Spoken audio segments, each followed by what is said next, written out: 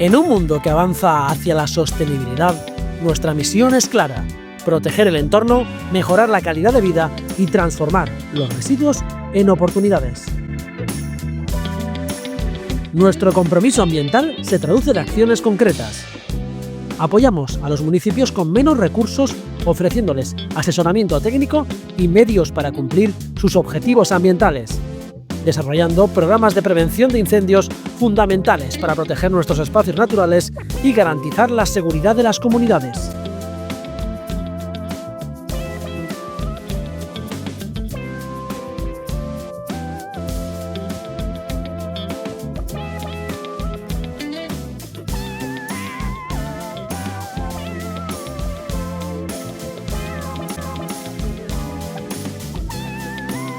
Acompáñanos a una visita a nuestras instalaciones.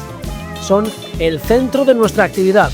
Nuestra planta de valorización de residuos aplica procesos avanzados para recuperar materiales, generar energía y reducir el impacto ambiental. Con nuestro nuevo vertedero nos adaptamos a las nuevas necesidades del territorio, garantizando gestión segura, controlada y respetuosa.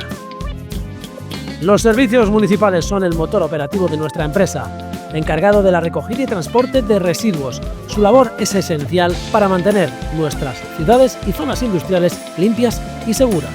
Hemos apostado por la modernización de nuestra flota, incorporando vehículos más eficientes y sostenibles.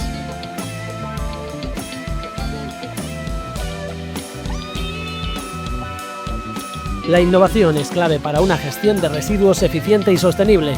El Departamento de I+D+I impulsa proyectos de investigación centrados en la reutilización de residuos recientemente segregados, como la fracción orgánica, para su uso como fertilizante agrícola.